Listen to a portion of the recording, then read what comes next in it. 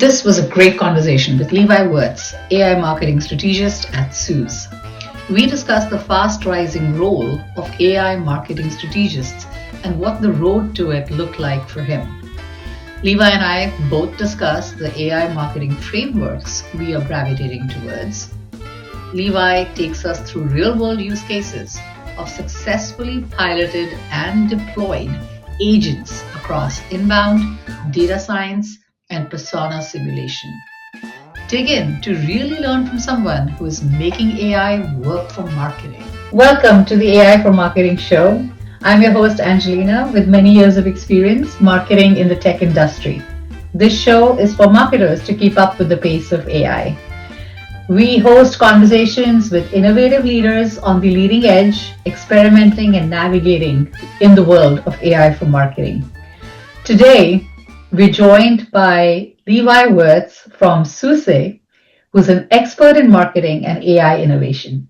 Levi is leading AI strategy for marketing, and getting ready for AI is in everyone's mind, Levi. So this conversation could not have come at a better time. We can't get enough of this topic. So welcome to the show.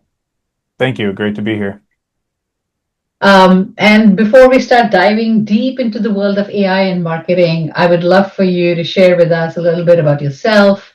What led to this opportunity. I'm very intrigued by this role of AI strategist for marketing. It's one of those new things out there. So share with us a little bit about yourself. Yeah, so I guess I can kind of start from way back. I originally got my degree from college in professional writing, which was an interesting choice, but it really was like a great foundation for what was to come. I had a kind of a weird non-traditional path where I ended up in government. I built the largest public-facing chatbot system for the public sector. This is like 7 or 8 years ago now. And that's how I really got into kind of this space of digital marketing, conversational marketing.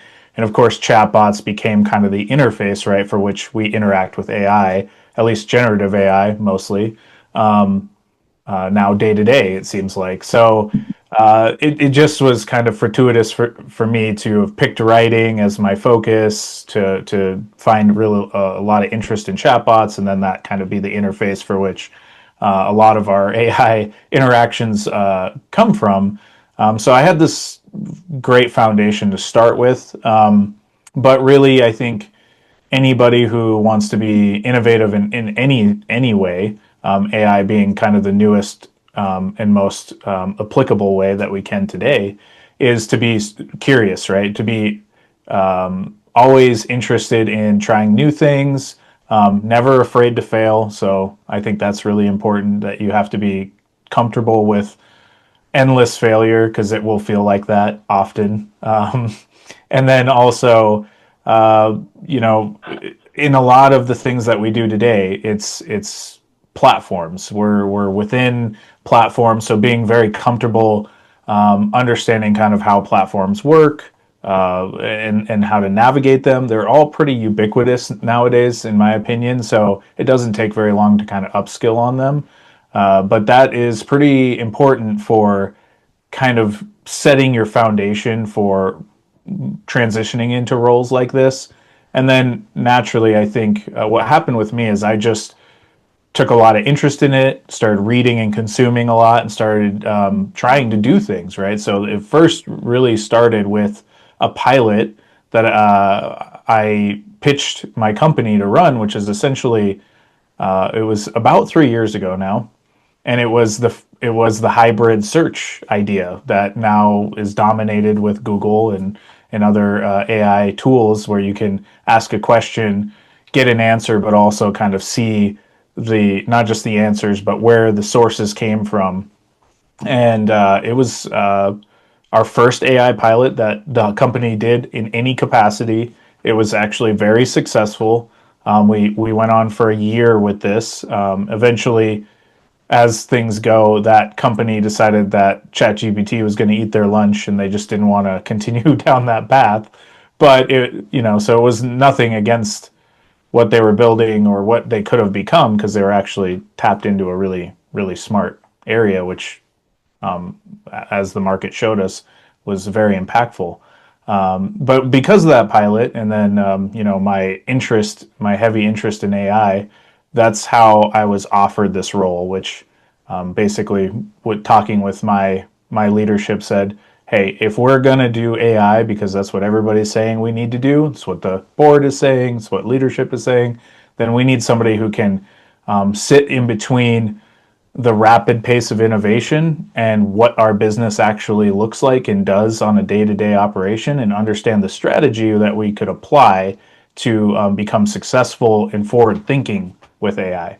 So that's a lot of information, but that's essentially how I ended up in my role.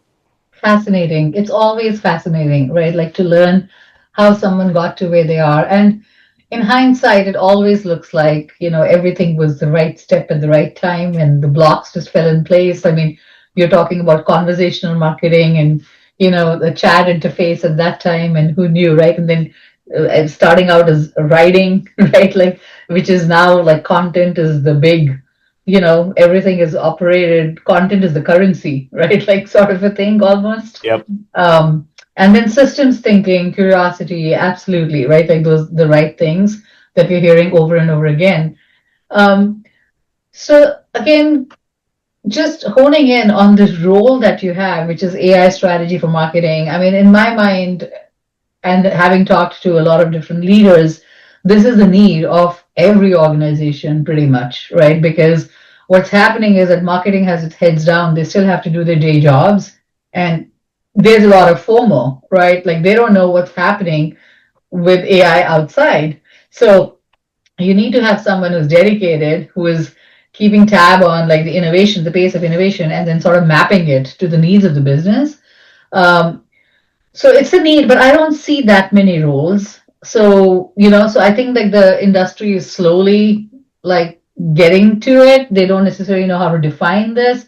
So I was just curious to know from your side, like, are you seeing more of people doing the kind of work that you're doing? And also on a zoomed out view, right? Like, how would you describe what an AI strategist for marketing really does, right? Like, apart from the pilots that you had and, this kind of like question mark space that you guys were in, that we need to have someone, doing this. Now that you've had a couple of, I guess, like months or quarters into it, what is this role formally sort of like shaping up to be? Well, I will do it even better. I don't have just a couple quarters. I actually have 2 years at this Okay. role now. So I've been in it for a while. But that was, part of the forward thinking, right? Like we needed to jump on it early. So I've been engrossed in this for quite some time. So I think there's these are all great questions, by the way. There is a few things. This role is not for those that aren't extremely curious and love to learn. Like I always say, student first, right? Like no matter what, I don't consider myself an expert in anything. A student always, because the problem that most people are faced with AI, and you kind of mentioned it, is they're doing their day job. They cannot keep up with it. It is super difficult. So the key, right, is consuming vast amounts of information, almost daily, right, to stay tuned into like where the market is going. There's some intuition, obviously, that comes with that. It's almost like being an an analyst, and trying to read like what the landscape looks like. And so I kind of, early on, developed like, hey, this is our 3 month, 6 month kind of strategy of what we can do now, which makes the most sense for our company. But I'm always trying to look. This may be kind of crazy for some people to think, but 2, 3 years out on where I think AI is going, particularly in marketing. But I keep the door open to pretty much anything, because I think all of it will have some kind of impact. Like even if we're talking like agents having token identities to access different pieces of information, right, that expire over time, so we can monitor and keep guardrails from agents accessing information or places they're not supposed to. This has nothing to do with marketing at the current stage, Yeah. Yeah. but it's really interesting stuff, and it may play a role later on when we talk about digital marketing. So when we're talking about like these roles starting to form, I'm definitely seeing them out there. I think it's important to note that this is probably going to follow the same path as digital marketing. It was very slow. You know, this is basically decades ago when .com started coming out and the digital storefront. It was a very slow adoption. Leaders were thought it was a fad, that it's not going to last. We're not going to, invest time and energy into these new roles for digital because it's not going to go anywhere. In person is the most important. And of course, now almost every job in marketing revolves around digital. It definitely touches digital components pretty much no matter what, right? So the time will tell that just the same as the digital rise of marketing, the AI rise of marketing will dominate roles and the skill sets will dominate those roles. I don't necessarily think that means that every role needs to be renamed with AI in the title. That's completely, that's maybe a vanity thing. Certainly those roles will need to upskill to understand how AI kind of empowers them to be better at their job. And certainly shouldn't be replacing those people because I think that's we could probably get into this later, but I think that's probably the biggest mistake companies can make right now, and a lot of them is saying, oh, because of AI, we're going to lay off people, we're going to increase workloads, and we're going to stop hiring. Big mistake. They'll find out soon enough. Um, but that's for them to learn on their own. As far as the roles though, like why would you need a strategist? I kind of covered on it, but essentially the flood of information is just too intense, right? You True. need somebody who can keep their eye on it, but today's kind of workforce isn't just like as a strategist, I execute a lot. So I'm actually building, I'm actually implementing systems Mhm. and prompting and connecting workflows and doing all this stuff. So I'm very deep in between the strategy and the execution. I think that's important. Yeah. Maybe that's not for everybody, and maybe that's not required of everyone, but you do have to have some level of competency in the building and executing side of it. So keep that in mind when we talk about these roles. But yeah, certainly I think, maybe this will settle out a little bit more as time goes on. But since there's such an explosion of AI, at least in the next decade, I would say a strategist role is very required. Yeah. And one more piece to that when we're talking about these types of roles. I think there's a difference between what the leadership, the executive team needs to think about with AI and organization versus what those practitioners need to consider with AI. This is where I see the biggest divide or mistake from leadership is they say everybody should use AI. Like that's their new mantra, right? If you're not using AI, you're you're going to lose your job, or you're not ready for, or you're not right for our organization. And that's, for me, one that's like a huge mistake leaders make. Everybody needs to be trained. This is true about everything we do. You wouldn't adopt a new marketing automation platform and say the whole company needs to use this and understand this. That's not accurate at all. We don't do that. So why would we say that AI is now completely different than any other platform we may procure and use?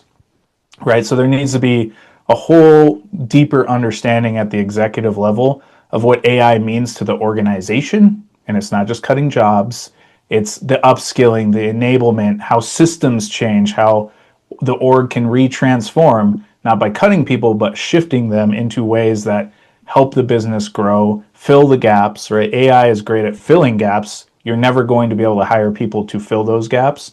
But with your current workforce, those gaps can be filled with their knowledge and AI's ability to kind of scale. So I wanted to make that kind of clear Yeah. designation there too. No, and it's really important, right, to call it out. because people want to understand also how are other companies thinking about this, right? And they take cues from leaders like yourself, right? Like we're actually in it day to day. And one of the things, if I may add to that, as you were talking, and I was thinking and drawing a parallel to my experience also in an organization which is in a similar kind of board. I think we all are, right? Like how do we leverage AI more, right? Like in marketing. The way I've sort of started thinking about this now is that AI for marketing has applications in generative, right, which is your creative and content and imagery and scripts and things like that. Then there is the strategy planning, right, as to what are the new markets to go out or new personas or, like who to go out, the campaign strategy, even, right? Like, and then the third bucket is the actual deep data analysis, like true data analysis, right? Which is not siloed, depending on like the marketing function that you are in, right? So these three areas and the level of AI adoption will be different for each of these areas. So that's what I'm starting to think is that my brand marketing team doesn't or is not that into the analysis piece of it, right? While my performance marketing is completely into the analysis piece of it, right? And now it's also no longer a thing of like we're waiting for an AI for marketing OS, right? Like an operating system to be rolled out, right? It's not that. It's really like wherever you are, whatever is your role, whatever are your jobs to do, you actually start leveraging AI, right? Like for doing that job better. So it's everyone's doing AI in their own way, and it's not like one big platform rollout. That's something that I've been thinking about lately because we've been bringing in Jasper, and I'm very impressed by Jasper and how they've polished the the apps that they have for different marketing functions. So that's really good. It's very useful for a lot of different functions, whether you're in PR or product marketing or whatever. But at the end of the day, I think it's a Gen AI wrapper, and that also only for copy. You still need to have other platforms for all the other aspects, right, that AI can help with. So I'm just curious also to know from your experience, right, like how are you seeing either Suse or your other companies leveraging, right, like AI for marketing? Like, are there any, I guess, trends, patterns, frameworks, right, that Yeah. you'd like to share with us? Yeah, absolutely. So, kind of mimicking what you said, I developed the three pillars of AI for marketing a couple of years ago, and it's very in line with what you're saying. Slightly different, but the idea was the three pillars are content, engagement, and data. So, content is Gen AI, right? It's Okay. basically what you just explained, but it's vast. But it was also kind of the first thing that I wouldn't say the first thing because AI has been around before the generative AI boom, but it's certainly what brought the major attention to it, like why Yep. we're in this hyper growth kind of hyper accelerated state. So it gets that credit pretty heavily for that. Yeah. Yeah. So content was like kind of the easiest, or is especially today the easiest one to action on. Everybody's interacting, even on a personal level, with some. Not, I wouldn't say everybody, but you know what I'm saying. Yeah. Overgeneralizing. Most people, especially in business that are being asked to use AI, are interacting with some kind of Gen AI to usually produce content. I think that's a very obvious and simple use case. I say that, but I don't mean it because there's like brand guidelines and True. guardrails and authenticity, right? That really, if you're not, if you don't understand writing in depth, you may not actually get to that level. And people now call it AI slop, where they're like, that's not authentic. That's AI generated, and I can tell. Yeah. So there are nuances and layers to it, right? It's still a skill. We're still very much doing our job. So we can't think, oh, AI is just going to replace. This is where leaders get it all wrong, right? They think, oh, AI is going to replace the people. And it's like, no, very much requires that intense business knowledge, that career built with skill sets that allows you to create that kind of superhuman ability, but it still requires the human in that. And then, so I mentioned content engagement. Engagement's kind of a cool one. I did this pretty early on. This was very much like in the AI chat space. That kind of like hybrid search was a bit of an engagement play. Later on, this kind of evolved, right? And essentially, it's like, how do we engage with leads that are right at the edge of marketing and the sales handoff? This is like a critical space, right? That often creates the friction between marketing and sales. AI actually sits in the middle of that and says, it's no longer a problem. I can take the marketing leads and get them prepped and accelerated and engaged for sales to accelerate speed to lead, speed to pipeline, speed to realized revenue. And I think that's a really critical space, one that there are a lot of tools for and advancements coming out. So engagement, exciting. It tracks directly to ROI too. So it's very easy to get buy-in for the engagement pillar. And then data, the most difficult. And also very sprawling and lots of problems there. A lot of companies don't have the greatest data cleanliness. They may have been missing a lot of data. And right, for a lot of companies right now, they're going, well, if data is so important, we got to get that right before we do anything else. And I would say, well, that's not actually the right way to approach it, right? There are ways to clean up the data, to find the gaps in it, to analyze it with actual accuracy and consistency.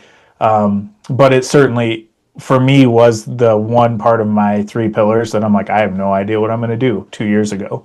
Now I'm fully confident in that space on what we're going to do. But I think the problem with data is LLMs don't always shine here. They're great at hypothesis and strategy, but they're not great at validating what actually works. Yeah. That's where hallucinations come from and whatnot. So, Yeah. but there are new hybrid models. We can get a little deeper if we want to get technical Yeah. with this talk. Yeah. But what it essentially you need is AI that can reveal causal factors, that is 100% auditable, with full transparency into the validation of how it comes to those conclusions. That So does not work with black box LLMs today, but there are solutions out there. So that's like, I totally want to get into that because I think like that's the stuff that, when you and I met also at the summit, right? Like Mm-hmm. it sparked a thought, right? Like for me, and I've also been sort of like following that space. So I would love to talk more about that. But I'm going to just like summarize a little bit because I think what you shared was very interesting. In fact, I'm even rethinking about how I've been thinking about those three pillars, right? Because for me, it was mostly generative strategy and data. I was listening very closely to you as you were describing engagement. And now, would you say that the engagement, and that's a clarification, is that another way to think about rev ops or marketing ops? Like, is that the space of engagement? Or when you say engagement, you're actually thinking about the digital touch points engagement, right? Like, which is, with your digital marketing and your paid channels, etc., you're actually going in one step further and improving engagement at those touch points, which is not at all captured in the other two buckets, right? Because with your content, it's churning out of content. With data, it's looking at what happened. But is that what engagement is? Is it in operations as well as the digital touch points? Yes, I think that's a good way of putting it. I think your MOPS team and your RevOps team Okay. definitely like play in this arena a lot. For me, like I work with somebody in RevOps specifically that's very tied to the sales side when we're doing engagement tactics, Okay. and it's all of these pillars are right. It's broad and there's Very so good. much to Yes. it, right? And there's so much exploration that needs to continue to happen there. I have my opinions on certain areas of it, but I know that I don't know enough, right? Yeah. Even though they're my pillars, I still have no idea the scope that they could possibly contain of all the different ways to think about it. So, but I think that's a good point, and I think the digital touch points, right, are a good way of thinking about it. For me, I think I could share a very obvious approach and tactic that we used, which was essentially we said, hey, we have way too much inbound. The inbound is intense at our company. And since we're open source, right, it can be from teachers and students and people checking out their own personal projects. No business, no business results can come from those folks, right? Okay. So, but it does make things very difficult for our sellers who there's automation trying to clear those people out, but they get through. People lie about what they filled out on a form, and you have a lot of different maybe enrichment stuff trying to figure out who these people really are and stuff like that. But what we simply said is, okay, we have too much inbound, so much that our sellers cannot pick them all up and engage with them.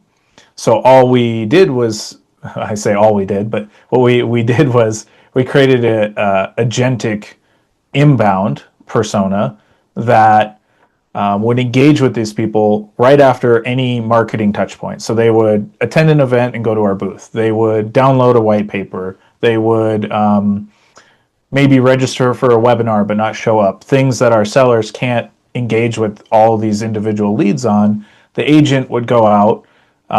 It was built with the context of like, hey, this is the marketing activity. This is what you need to think about.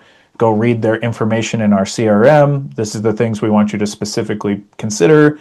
If it's this, do that. If it's this, do that, right? Mhm. Like just giving it the context of this is a no-show. See, in their status, it says no-show. So this is how you should handle a no-show. And it would then go and reach out to those people. And lots of really, I mean, this is a very successful tactic that we've launched. I won't get into the exact numbers, but essentially, I can explain that like with our events, the marketers would be like, nobody follows up on our events leads unless they're like the most obvious lead ever, right? Mm. But probably 95% of the leads go untouched. Now they're instantly followed up by an agent through email, and could be through our chat, through our AI chat. If they hit our website, come back, right? They could then be engaged specifically based on that activity they took to then engage them and be like, hey, let's talk about this more. So you're interested in this, like it contextualizes their interest and responds to that directly to the person. So it's super relevant and super timely to every lead, which, at least at this stage of the game, if you can be relevant and timely, Yeah. you're way ahead, And way ahead. scale, right? Yeah. And scale too, because it Yep, sounds the like it's scale. Yeah, automatically going through all of that. I think, Levi, this is such a interesting and a use case that I think every marketing team has can use this. So do you want to share a little bit more about like when you say we built an agent? Now, is this like an in-house agent or is this like built on top of Marketo, right? Like, because you mentioned email, yeah, etc. yeah, Do you partner with an agency, like anything actionable, right? Like for folks who are listening, if they yeah, want to do this absolutely. too. Yeah, this is through the Qualified platform. So if you know of Qualified, they're now they are the Agentic Marketing platform is how they've positioned themselves. But it's using their Piper agent. We were trusted testers, early testers of that technology, and helped develop it with them by working with them directly on product calls and stuff. So that was really fun. I think that's also the future. If you're a vendor and you're not doing stuff like that, you're missing out because Yeah, being that close to your customers and them being able to like influence the product and find that success. Because at first they didn't even think about it from a whole like the entire inbound, right? It yeah, was like, oh well, you can just attach a Salesforce campaign to it and it'll react to that sales. I'm like, we have hundreds and hundreds of Salesforce campaigns. there is no way I'm creating all those campaigns in the platform.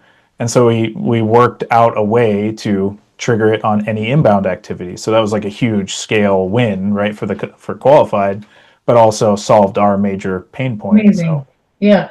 Actually, that's a really good point. And especially right now with the pace of change, right? Like for AI, a lot of startups, a lot of people with very cool ideas are definitely exploring design partners. And I think that's a win-win, really, yeah, right? If you have the appetite to experiment and, your organization trusts you, right? That you're going to be, you have to do that with all those guardrails, right? Like, because there's definitely the fear, right? Of like, where is this data going? And who am I giving access to? Because most of these companies are small, right? Like they're just startups. They have good pedigree. They are coming from really, solid companies, but now they're on their own. It's a 10 yeah. person, 5 person, 3 person company, right? So this is very fascinating, really encouraging also to hear about like your experience with qualified. Um, what about like if you were to like, since it sounds like you've been into this for the last like 2 years or so, and if you were to just pick out, right, like the one AI, solution or approach, right, that really enabled, right, like massive transformation or change, where do you think your head goes to there? For some, it's like the scale of generative AI, and, it could even be qualified, right, like making sense of inbound. But anything else or anything that even trumps this? Yeah, for me, the I think the area is within data itself, and what trumps it is probably Amoeba AI, which is a neurosymbolic AI for data analysis and monitoring. It's like a data scientist right in your back pocket. This is, I think, going to drive probably one of the biggest transformational moments in our company's history, at least as far as marketing goes. And basically because there's so much information hidden within data that we have data overload, data paralysis, right? It's just, there's just too much of it. And we have it siloed in all these different platforms, including Qualified. Like Qualified still is like very connected to Salesforce, and it was like a huge improvement when we brought that tool in over 4 years ago. We've been a customer of Qualifieds. We're coming up on our 5th year, which is a testament to how awesome that company is in its own right. But there's still so much that's siloed within that platform. Amoeba allows us to pull that, Gong, GA4, Google Ads, what's in our CRM, any structured or unstructured data, and make sense of it in a way that it basically democratizes the data across marketing. So usually you'd have like a data scientist or a data scientist team, or some people that kind of like build dashboards and understand it at a surface level.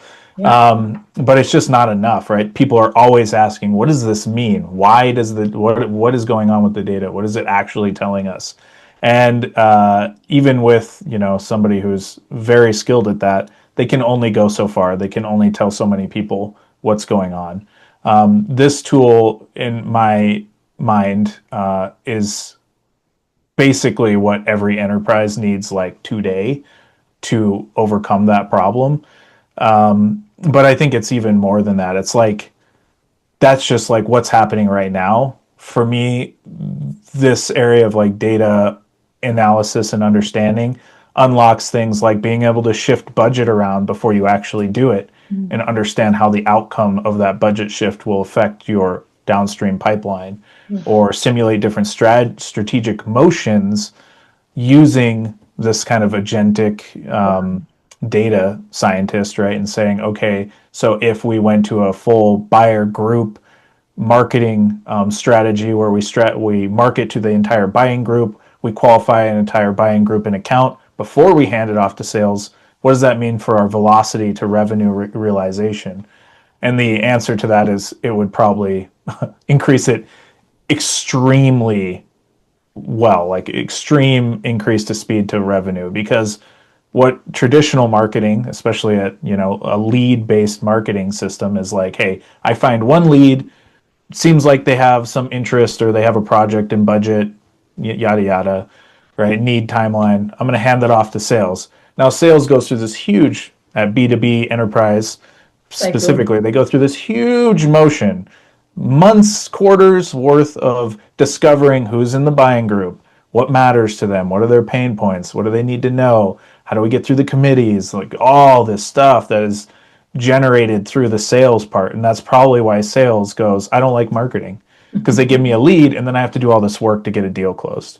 So if marketing could actually deliver that whole buying group, say, hey, we've primed them, this is like the objections they might have, this is what they're responding to, this is what they care about, now go build that sales relationship, create that deal and close it.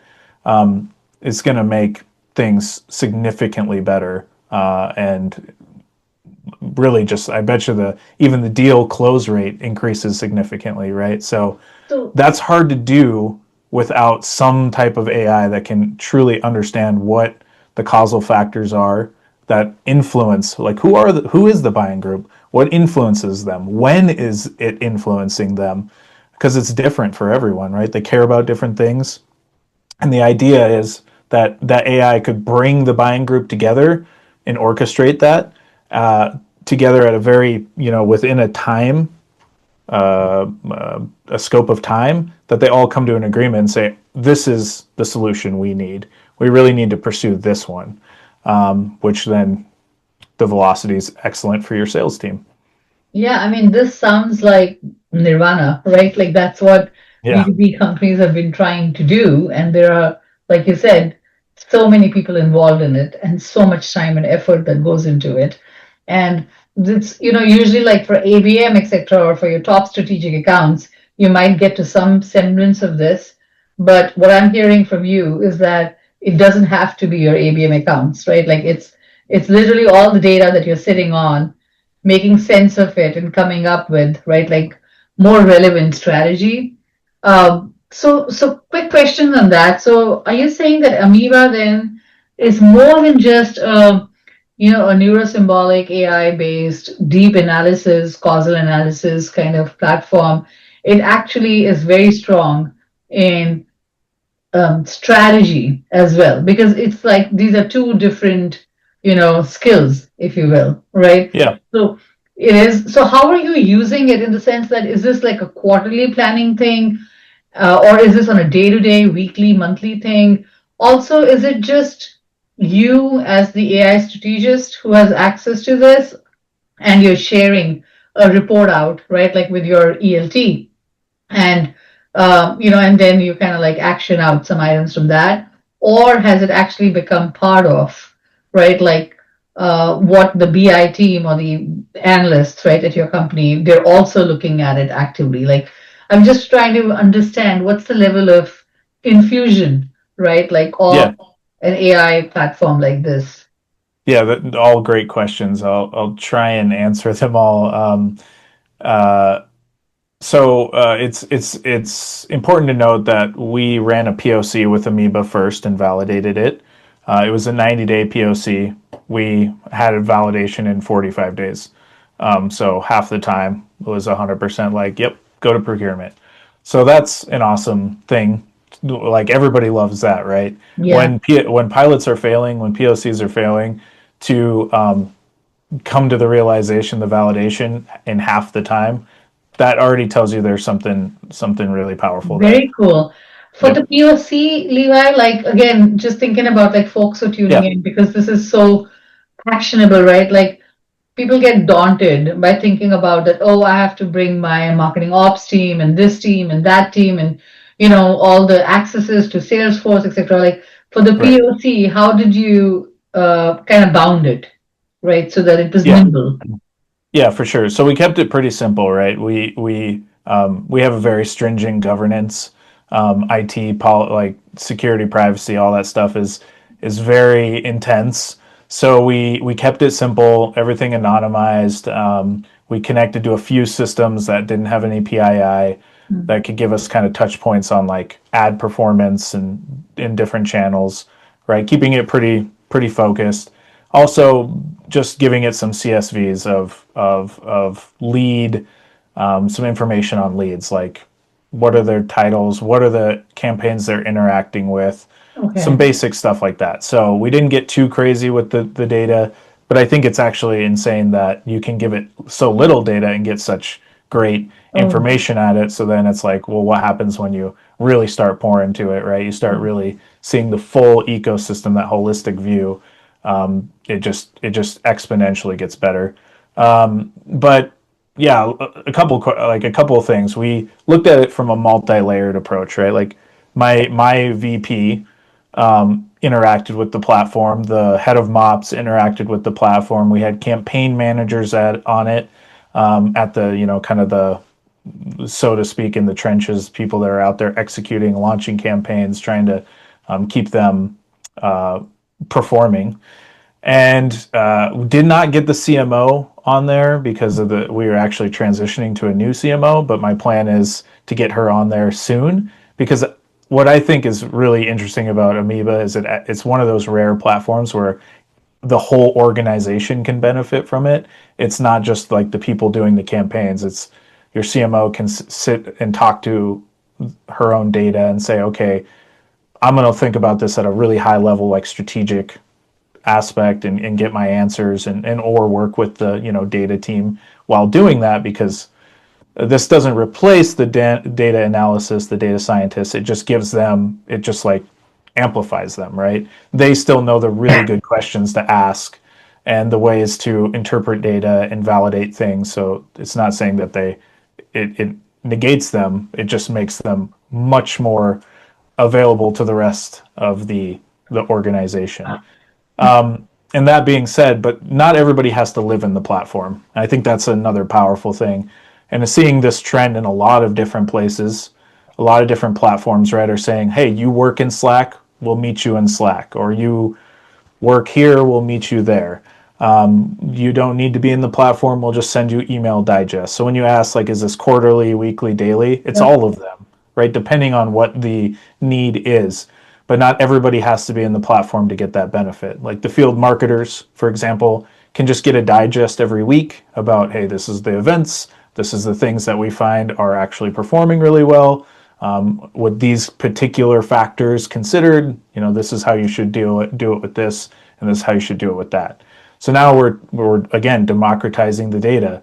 There's so much siloed data, and like one marketer runs an excellent event, they did something new, it almost never gets to the rest of the team, or to the rest of the, especially a global org, right? And there are nuances to those different regions as well. So what works in North America may not work in APAC, but there are components to it, right? With something that really understands those regional differences, those market differences, can actually help guide and say, to get to this value, think about this, and this, these different action items that can still help you achieve this kind of outcomes.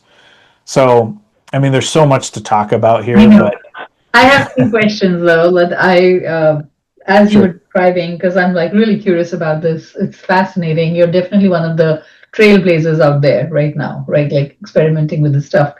So, two questions that I have. One is that I'm sure that you, before Amoeba, before getting this purpose-built custom, AI solution, you were dabbling in like trying to do this yourself also, right? Like through ChatGPT, etc., right? Like trying to use the LLMs, right, that were available Yep. to us for analysis. In your experience, right? I totally get it that they're not meant for this, but in your experience, right? Like, what was your experience?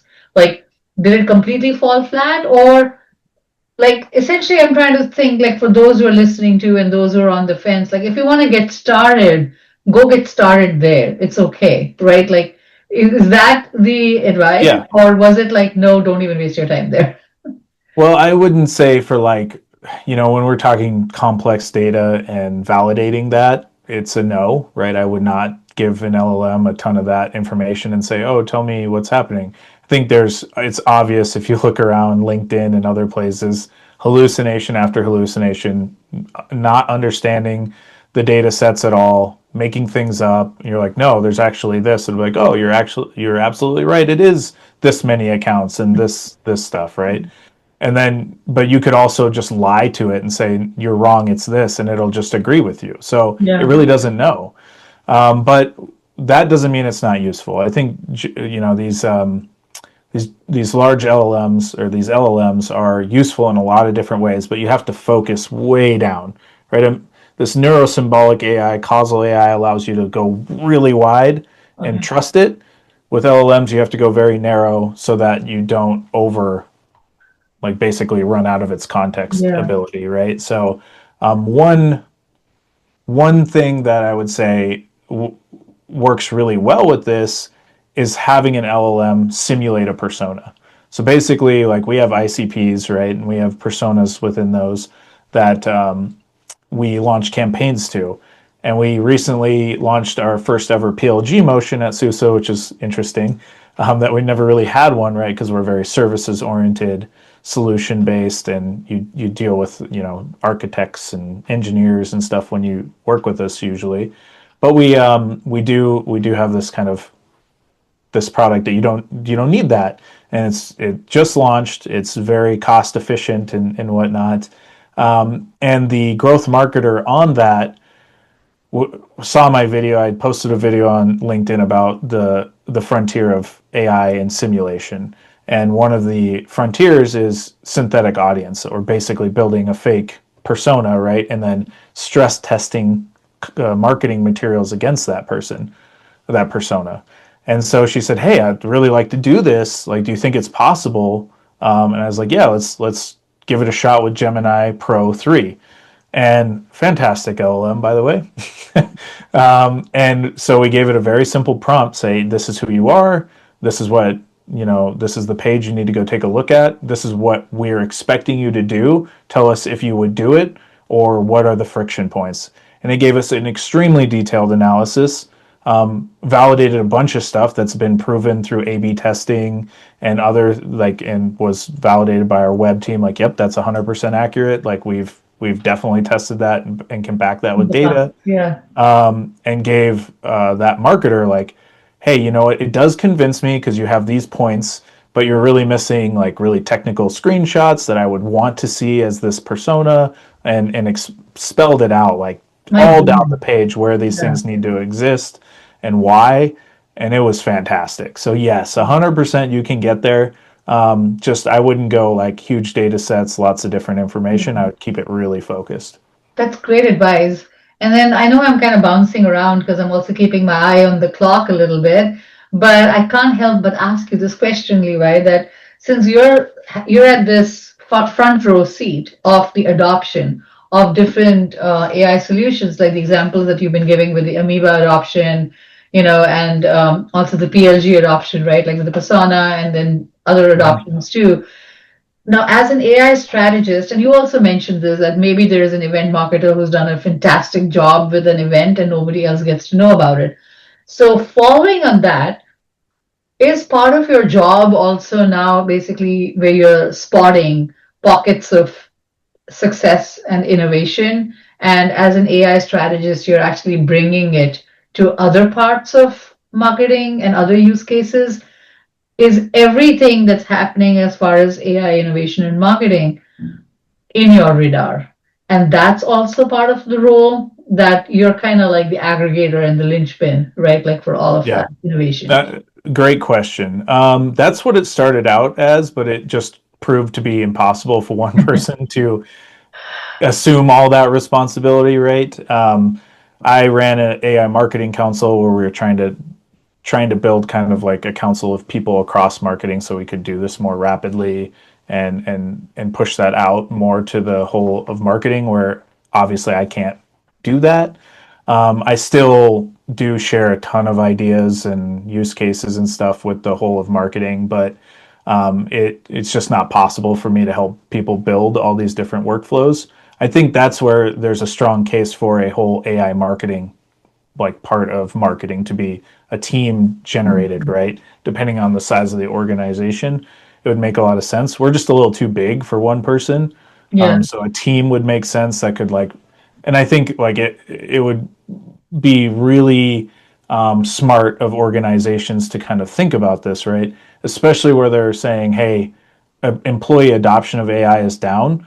Okay, so if you have a very specialized team that understands AI and marketing, can work with those individuals, say in campaigns or field marketing or whatever, and build AI into their existing workflows so that they're using AI as a touch point that is very much like spelled out for them, they're going to get the hands-on experience they need to start Yeah. understanding, okay, this technology is really beneficial for me. But that's where it has to start, right? It has to be built into it for them with people that understand it, that are living and breathing this stuff, Yeah. to start building those skills, that enablement, that the what they need to see to start then having the opportunities to explore it themselves. So I think it's hard to answer this question, Yeah. but Yeah. yes, to try to, I think a council or maybe like a team of some kind could be a way to do it. But from there, I found that you need really like a leader that understands the strategy and the vision, paired with an operator, somebody who can go and build for those different teams. So if you're going to do it that way, I think that's a easier way to scale it, to use like existing people versus building a team of AI focused marketers. But they each have their kind of I agree. Yeah. positives and or their pros and cons. Great. I mean, you've got a wealth of information. I almost feel like we could do a part two. Um, but maybe what we can do is we can do a couple of rapid fire questions, right? Like, Sure. so just a few, just a sentence or so, right? Like in response would be amazing. So my first question, and you may have already alluded to it, but maybe just condensing it to a line or so, right? Like for marketers who are looking to start integrating, right, like AI, what framework, right? Like, do you suggest? And I know you Yeah. speak at length, but yeah. Yeah, so I mentioned the three pillars. I just released my newest framework, which is the Agentic Marketing Engine. That is three components, which is validation, activation, and acceleration. Okay. This is something to definitely look at. The validation is kind of the data layer, right? Validating the data. Activation is that orchestration of like how you're going to engage people across your marketing, and Mhm. then the acceleration is the actual execution of that engagement. Where can folks find this? On my Can you give LinkedIn, some? Okay, great. yeah, on my LinkedIn, I talk about a lot of this stuff. I do have like for this specific thing, I have it in some slides, a Okay, carousel you can take a look at, kind of get an great. We can drop understanding. the link definitely in the show description also. Another question is like, what is some of the common misconceptions about using AI in marketing? Yeah, easy. This one's easy, right? It's not a set and forget tool. It is certainly requires a lot of planning, iteration, and even maybe new systems, ways of thinking, right? So that's the disillusionment. People think AI was the magic bullet. Nope. Just like everything else, you got to apply that operations mindset to it, that systems thinking to make it successful. Great. And then, what are some AI-powered tools or strategy that you think every marketer should be exploring right now? Yeah, we talked about it, right? That AI for simulation, or using AI to simulate things. So that persona-based strategy of taking any type, and this is not just a landing page, right? It could maybe even like take it, put it up against a webinar. Would this influence, right? My mark or my persona to take a marketing action? Many other different ways. So basically, your marketing content that exists, you can run it against those AI personas and get feedback, and that can help you rapidly iterate on them instead of waiting weeks or months for the data to come in to say, nope, it Yeah. didn't work. Yeah, that's great. I love that example, by the way, the PLG example that you shared. And I think people are doing like bits and pieces of it and variations of it, right? Like they'll say that this is the website and they pointed to it, and I'm trying to create a landing page to convert this kind of audience, right? Yep. Like, what are some of the give me a storyline or give me like what should I be considering, etc. But I love how you formalized it as like simulation, right? Because it just means that you go deeper into thinking through it everywhere Yes. versus just a one-off generative AI kind of like thing that you do with ChatGPT, right? Um, are there any last final, question is like, are there any, I know you've been like definitely talking a lot about like Amoeba, but are there any other AI solutions out there that, that you've actually had some success with or that you recommend folks check out? It could be in any category, right? Like even with generative Yeah. AI or anything. I think you mentioned Gemini too, that you like Gemini. Yeah. Yeah, for sure. So I'll just recap the three that we talked about, which is qualified. That platform is amazing. That team is Yeah. amazing, and the ROI is undeniable. So if you're looking for a great place to get ROI, qualified. Amoeba, we've talked in depth about that. Very exciting platform. Definitely like the future of the intelligence layer of the business, is particularly enterprise. I think it applies very well to, but I think everybody can get value out of it. And then, yeah, I would say Gemini. The Gemini, I first was very skeptical of and was not a big fan of when they first rolled it out. Kudos to that. I mean, they're a huge organization, so like, was it really a big surprise they would make it Yeah. there? No, but they did it, and they're producing some pretty awesome stuff. I use a lot of the Google Workspace AI in a lot of different ways in my day-to-days workflow. So that's important, right? That's an important component of AI for the employee, for the workforce. Yeah, definitely hearing a lot about it all around right now. And it's I guess it was a catch-up game. It's you're kind of They like, caught up. yeah, exactly, right? Like you're watching the ping pong with the Yeah, whole code red and everything, right? Like with OpenAI. So definitely, right? Like Gemini is, I guess, like I'm taking a note. I need to go in and like play with it a little bit more. I think what happens is with these LLMs is it almost becomes you're a creature of habit, so you just start using one and then you just keep like using that, and then also yeah, they develop history about you and memory, right? And you have your custom agents and stuff, and then when you're in an organization you have your own, I guess, like allowed, like we have our own Claude agents sure. that we use, and we have Copilot. So it's just that you get segmented into a vendor, right, or a solution. But Yep. you're definitely piquing my interest to go and check out Gemini again. Yeah. Well, that's the point, right, of making something sticky is you can't see yourself without it. So there's is that's the reality of life. But I think there's still a lot of similarities in like how you could leverage these things to improve your day, just whether the functionality makes sense or not from say LLM to LLM definitely depends, but yeah, I think we don't have to worry about it that much, right? It's just the level of improvement is going to continue forward, and I don't think it will matter too much in 10 years. I don't think anybody's going to care. We'll just put it that Yeah. way. Well, I think like nowadays, we're just listening to so much on AI.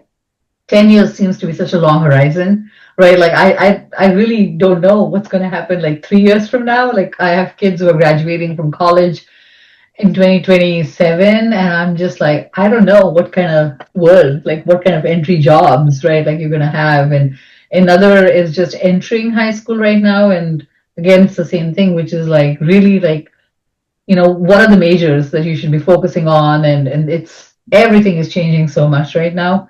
As marketers, and definitely I share that with you, Levi, which is my curiosity and my interest in, how can AI be leveraged for marketing to make us better marketers, is how I kind of think about it. And I also actually share a computer science background too.